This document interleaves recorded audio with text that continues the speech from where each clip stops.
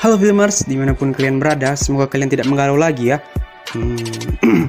Kali ini, saya akan menonton sebuah genre film trailer horor yang disutradarai oleh Mark Tonderai berjudul Spell yang mendapat rating 5,3/10 di IMDb. Film ini sendiri dibintangi oleh Omari Hardwick yang berperan sebagai Marcus Stewart, yang mana ia akan terjebak di sebuah rumah seorang praktisi hodo yang ingin menjadikan dia dan keluarganya sebagai tumbal ritual pemindahan roh.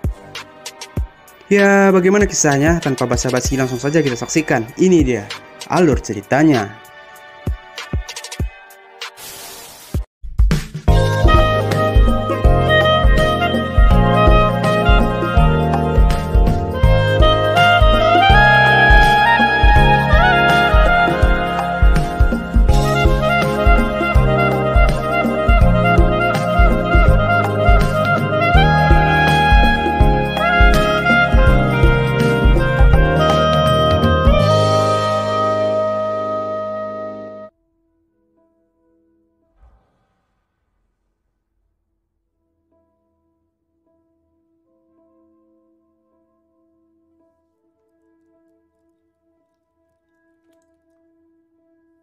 Film ini diawali dari diperlihatkannya seorang pria berkulit hitam yang bernama Mark dan istrinya yang bernama Fiora.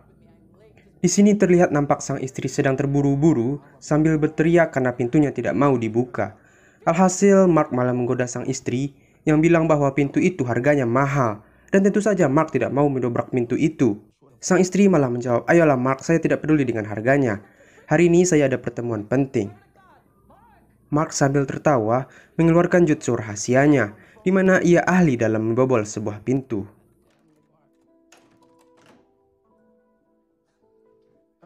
Karena Mark yang menggoda sang istri, Mark pun diberi sebuah servis gratis. Dan tentu saja Mark menyukai servis tersebut. Lalu adegan berpindah di sebuah kantor, di mana itu adalah kantor milik Mark. Di sana ia nampak sedang ada urusan, sampai akhirnya ada seorang penelpon misterius yang katanya berasal dari Kentucky. Ia mengatakan kabar buruk yang katanya ayahnya Mark sudah pulang ke rahmatullah. Hah? Setibanya di rumah, Mark menceritakan kejadian ini kepada istri dan anak-anaknya. Ia mengatakan bahwa kakek kalian sudah pulang ke alam kubur.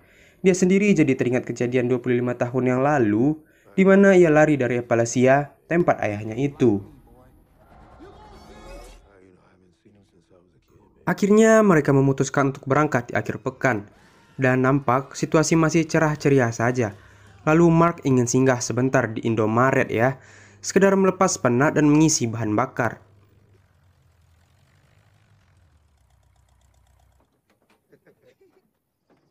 Tapi ada sesuatu yang janggal, di mana tempat itu seperti jarang dikunjungi pengunjung dan produk makanan yang sudah basi.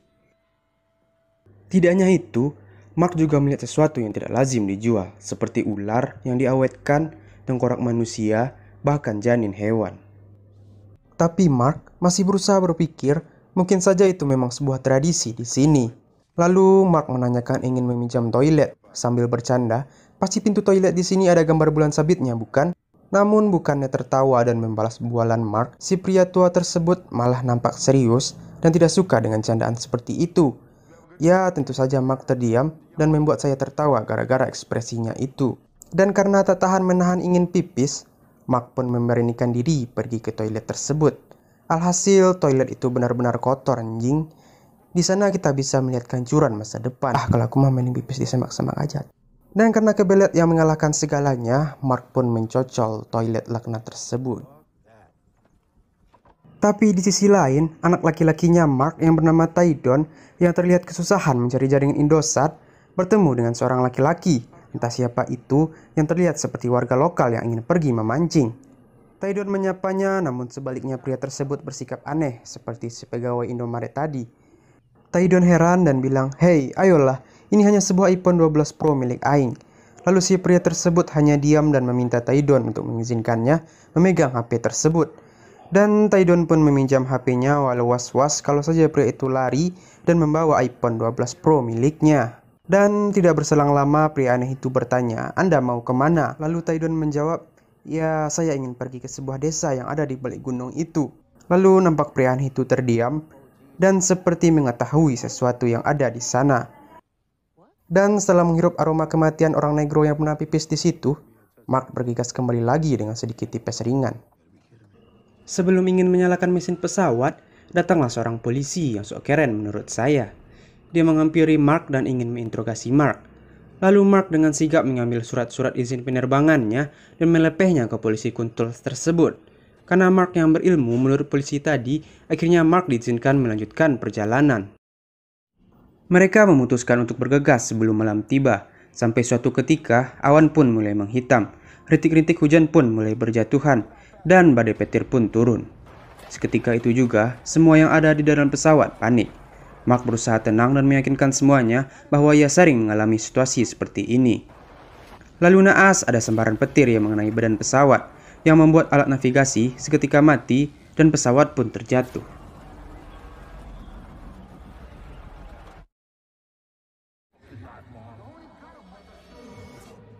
Lalu Mark terbangun karena bermimpi ayahnya yang gila itu.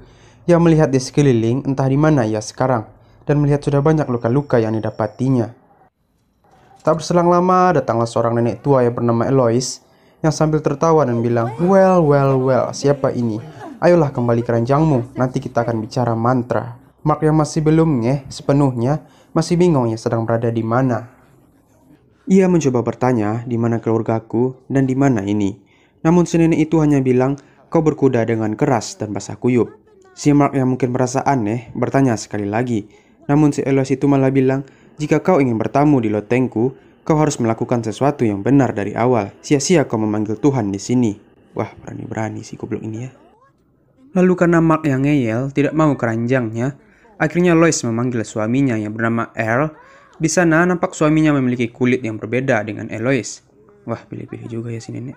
Dia menyuruh Earl untuk membawa Mark kembali ke atas ranjangnya.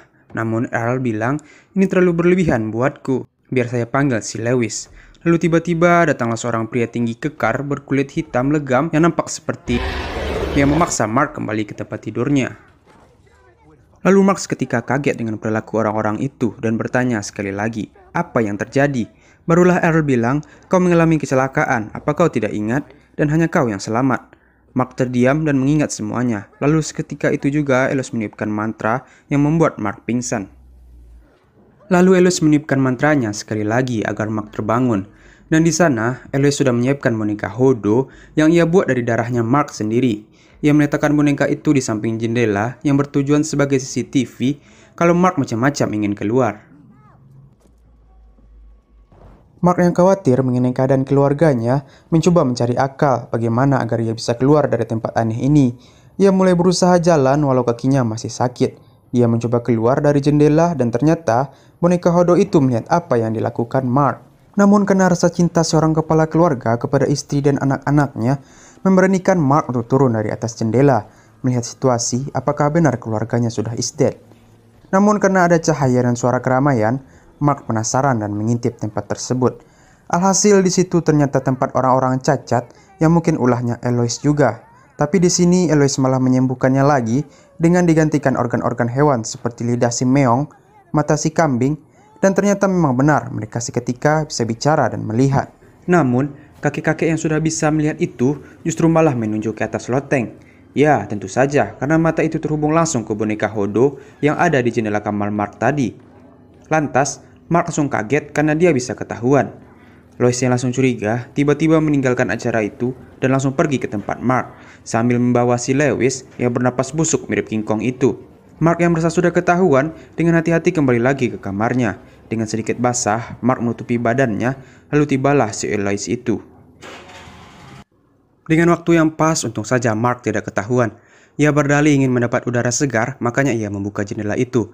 Eloise yang masih terlihat curiga melihat ke jendela tersebut, apakah tadi benar ada yang keluar atau tidak. Namun karena tidak ada yang janggal, akhirnya Eloise pergi meninggalkan Mark. Tapi sebelum pergi, Eloise bertanya, apakah benar kau tidak keluar saat hujan? Dan melihat sesuatu yang aneh, soalnya kami sedang melakukan ritual rohani lama. Lalu Mark menjawab, ayolah Eloise, aku sedang tidak berpikiran jernih memikirkan keluargaku. Mana mungkin aku keluar, barulah Eloise percaya. Kemudian, Eloise mengunci jendela agar Mark benar-benar tidak bisa keluar. Tapi Mark sudah tahu tentang apa yang sebenarnya terjadi kepada orang-orang di sini. Keesokan harinya, Mark terbangun dari tidurnya dan mengulang bermimpi tentang ayahnya yang gila itu. Namun di samping tempat tidur Mark, sudah ada tersedia makanan yang nampak seperti sup. Ya, kalau menurut saya mending jangan dimakan. Namun apalah daya, sup tersebut terlihat enak oleh Mark sendiri. Dia dengan lahapnya menghabisi semuanya. Barulah datang si Eloise dan tertawa melihat Mark memakan sup buatannya itu. Mark pun meminta maaf atas kejadian tadi malam dan meminta untuk nambah 1 porsi lagi. What? Tentu Eloise malah tambah senang karena ternyata sup yang dimakan oleh Mark adalah tulang dari tangannya anak laki-laki Mark sendiri. Namun karena Eloise yang kesenangan, dia lupa menutup pintu kamar Mark. Akhirnya Mark mengambil kesempatan untuk mengambil sebuah alat yang ada di atas lonceng pintu kamarnya tersebut. Setelah kembali lagi dari dapur, nampak Mark masih berpura-pura baik-baik saja dengan menyembunyikan alat lonceng tersebut di saku-saku celananya. Di sana Eloise berbincang-bincang dengan Mark, karena menurut Eloise, Mark sudah mengerti posisinya. Ia lalu pergi dan meninggalkan tulang belulang yang ia bungkus dengan kain berwarna coklat. Mark masih belum menyadari tulang belulang itu adalah tangan manusia, sampai ketika dia iseng-iseng mencoba menyambungkan susunan kerangka tulang itu, dan ternyata benar saja, itu merupakan tulang dari tangan manusia. Seketika itu juga Mark langsung muntah karena mengingat pernah menggigit tulang itu. Ia pun melihat muntahnya dan nampaklah tato yang mirip seperti punya anak laki-lakinya. Tak berselang lama datanglah si Eloise tadi dan bilang, "Ya ampun, tulangku ketinggalan, nanti bisa berbau busuk." Mark yang ketakutan sambil menahan tangis berpura-pura selewengan seperti tidak mengetahui apa-apa. Mark yang merasa kesal karena dipermainkan memutuskan untuk menggunakan jutsu rahasianya kembali, yang mana ia ahli dalam membobol sebuah pintu. Ia berencana keluar dan mencari keberadaan keluarganya, tapi tentu saja itu merupakan risiko yang besar, karena jika tertangkap, Mark bisa saja langsung dieksekusi. Tapi ia lebih memilih mencoba, karena tetap diam di kamar juga akan mati. Ia berusaha semaksimal mungkin agar tidak terdengar oleh Eloise, sampai akhirnya dia berhasil kabur dengan membawa senter dan pergi ke hutan.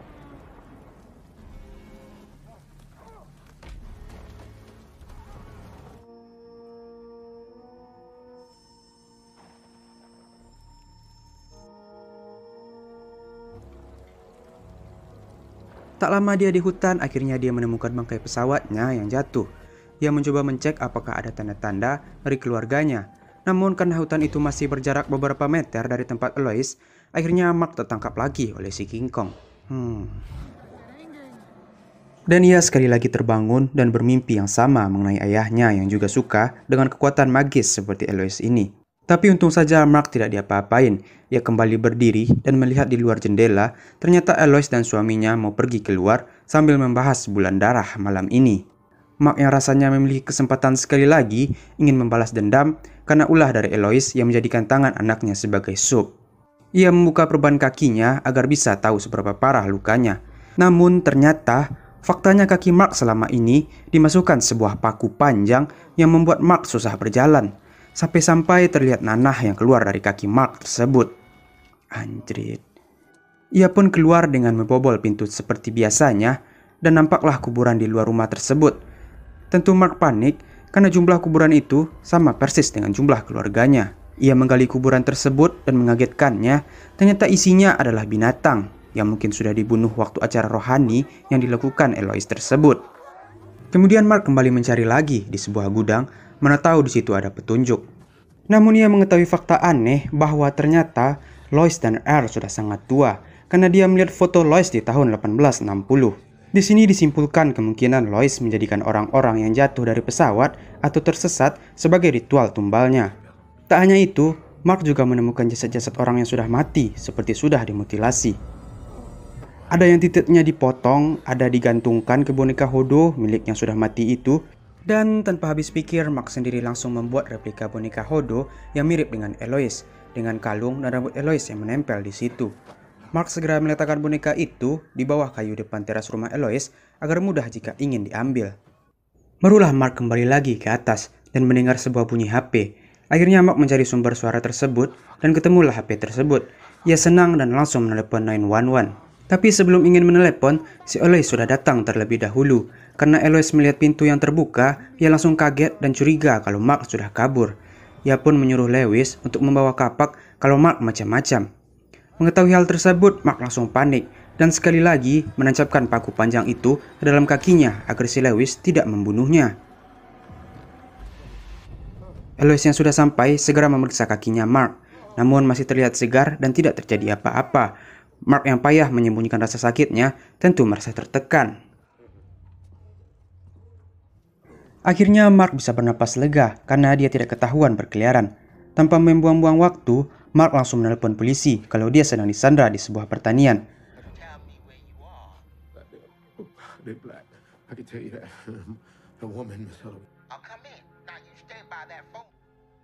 Mark yang merasa cukup lega pun kembali membuka paku yang ada di bawah kakinya. Namun pas polisi datang, tiba-tiba Eloise langsung mendobrak pintu Mark dan mengambil boneka Hodo yang mirip Mark itu. Dan seketika Mark pun terpental. Di sana Eloise mengikat boneka Hodo itu dan Mark pun juga ikut terikat. Eloise kembali ke bawah dan meletakkan boneka Hodo itu kembali di atas jendela. Mark berusaha sekuat tenaga ke jendela untuk memanggil polisi tersebut. Namun Mark tiba-tiba tidak bisa bicara seketika karena lidah yang ada di boneka Hodo milik Mark diambil oleh Eloise dan menjatuhkannya di bawah karpet. Dengan sigap, Mark berusaha untuk mengambil lidah dan boneka Hodo tersebut dan memanggil polisi.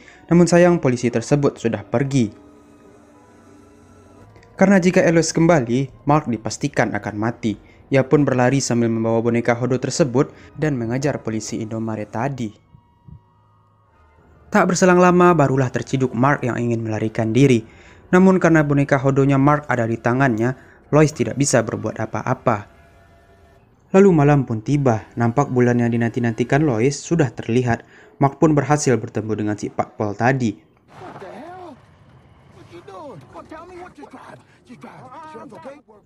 Dia menceritakan semua kejadian tersebut dan bilang bahwa di sini adalah sarangnya orang gila, tanpa berpikir dan langsung saja mempercayai si Paul Paul tersebut.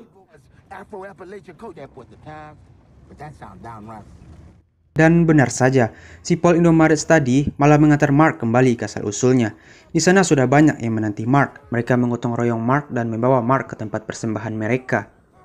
Di sana Mark melihat keluarganya yang ternyata belum mati dan juga ingin dijadikan ritual persembahan. Mereka nampak seperti orang linglung karena sudah diberi mantra. Tak lama, Mark pun juga dicocoli mantra gabut tersebut dan Mark pun terkapar. Tapi ternyata Mark sudah dulu memantrai dirinya waktu ia berada di gudang. Jadi dia sudah kebal dengan mantra murahan si Eloise. Sewaktu Eloise ingin menancapkan pisau ke dadanya Mark lebih dulu menancapkan paku ke dadanya R yang ingin mengambil jantungnya Mark tersebut. Dan semua yang ada di situ pun ketakutan, padahal mereka biang keladinya anjing. Mark pun segera memberi penawar sihir kepada keluarganya, dan seketika mereka kembali sadar. Mark yang tak kuasa menahan rindu kepada bini dan keluarganya langsung mencek satu persatu.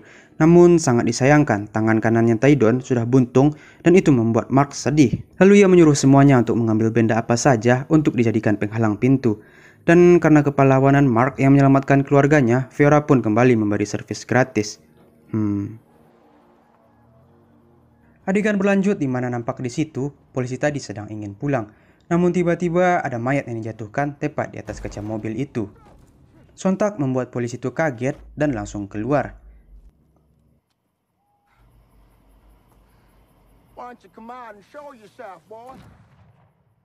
Ia sudah mengetahui bahwa itu ulah Mark. Ia malah menembaki pistolnya ke segala arah.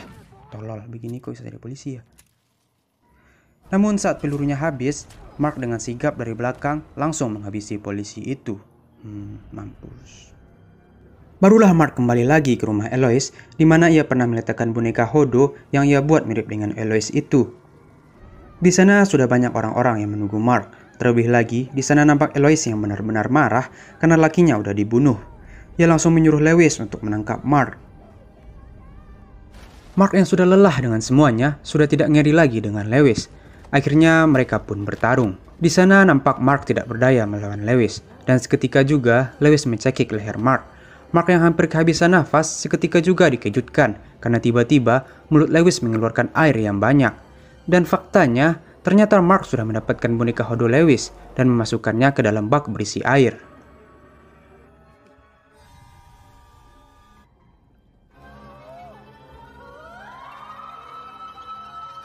Eloise yang marah langsung turun tangan sendiri.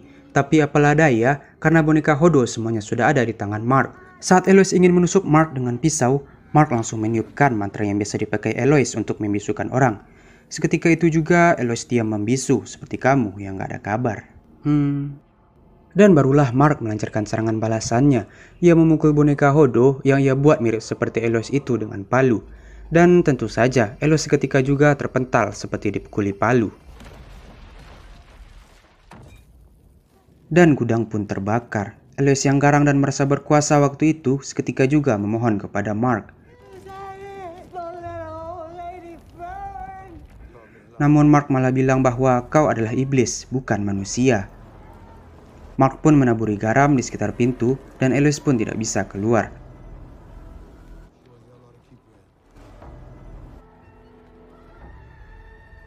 Akhirnya Mark berjalan perlahan keluar dari situ dan membawa semua boneka Hodo milik penduduk yang ada di sana. Dan pastinya penduduk tersebut tidak berani macam-macam dengan Mark. Lalu gudang pun meledak dan Eloise pun tinggal kenangan. Akhirnya Mark dan keluarganya bisa menghirup hawa kebebasan walaupun tangan Taidon sudah buntung. Nakal sih. Mereka meninggalkan tempat itu dengan mobil polisi dan tamatlah ceritanya. Tapi sebelum itu di ending film diperlihatkan boneka Hodo Eloise yang masih hidup. Entahlah apa itu, mungkin skenario sutradara untuk lebih memenasari jiwa-jiwa penasaran ke tayangan para filmers. Ya, hanya sutradara yang tahu dengan kegabutannya. Ya, terima kasih para filmers sejati yang sudah menemani Mimin bercerita tentang kegabutan filmers dunia saat ini.